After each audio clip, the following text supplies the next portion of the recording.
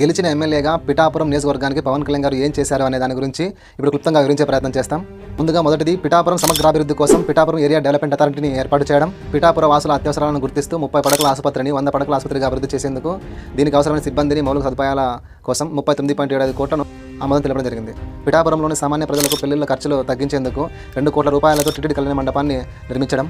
గొల్లపురంలో ఉన్నటువంటి తాగునీటి సమస్య పరిష్కారం కోసం పైప్ లైన్ మోటార్ల కోసం 72 లక్షలతో పనులు చేపట్టడం జరిగింది. పిల్లలకు చదువుతో పాటు క్రీడలపై కూడా మరింత ఆసక్తిని పెంచేందుకు 32 పాఠశాలలకు ఒక్కో పాఠశాలకు 2 చొప్పున 16 లక్షల రూపాయలతో క్రీడా సామగ్రి కిట్లను అందజేయడం జరిగింది. ఊళ్ళో 70 మంది విద్యార్థులు ఉంటున్నటువంటి సాంఘిక సంక్షేమ బాలికల వసతి గృహంలో 20 ఏళ్లుగా ఉన్నటువంటి సాగునీటి సమస్య పరిష్కారం కోసం 2 లక్షల రూపాయలతో ఆరో ప్లాంట్ ఏర్పాటు చేయడం. 449 మంది విద్యార్థులు చదువుతున్నటువంటి గొల్లపురంలో ప్రాథమికోన్నత పాఠశాలలో తీవ్రంగా ఉన్నటువంటి తాగునీటి సమస్య పరిష్కారం కోసం 4 లక్షల రూపాయలతో స్వచ్ఛమైన రక్షిత మంచినీరు ఏర్పాటు చేయడం. ఎన్నో ఏళ్లుగా అతిపెద్ద సమస్యగా ఉన్నటువంటి గొల్లపురంలో డంపింగ్ యార్డును శాశ్వత పరిష్కారంగా 1.25 ఎకరాల్లో విస్తరించి ఉన్నటువంటి దాన్ని 0.25 ఎకరాలకు కుదించడం. దీని ద్వారా మిగిలిన భాగాన్ని శుభ్రపరిచి ప్రభుత్వ ఆసుపత్రికి వెళ్లే దారిని అలాగే ఎస్సీ శ్మశాన వాటికకు దారిని తెచ్చుకోవడం జరిగింది. గొల్లపురంలో పిహెచ్సికి వెళ్లే దారి వర్షాకాలంలో మరింత అధ్వానంగా ఉంటుంది. ఈ విషయం తెలుసుకున్న కళ్యాణ్ గారు 4 లక్షల రూపాయలకి సీసీ రోడ్డు నిర్మాణం చేయడం జరిగింది. గొల్లపురంలో ఎంపీపీ పాఠశాలలో కనీస మౌలిక సదుపాయాలు లేక విద్యార్థులు ఇబ్బంది పడుతున్నారని తెలుసుకున్న కళ్యాణ్ గారు 1.75 సిఎస్ఆర్ లక్షలతో అక్కడ మౌలిక సదుపాయాలు ఏర్పాటు చేయడం జరిగింది.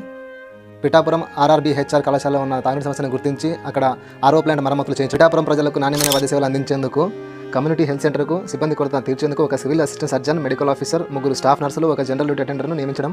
అలాగే ఒక నూతన ఎక్స్రే యూనిట్ను కూడా ఏర్పాటు చేయడం. 170 మంది విద్యార్థులు ఉన్నటువంటి కొత్తపల్లి మండలం నాగులపల్లి జెడ్పీహెచ్ఎస్ పాఠశాలలో ఉన్నటువంటి విద్యుత్ సమస్యను పరిష్కారం చేయడం.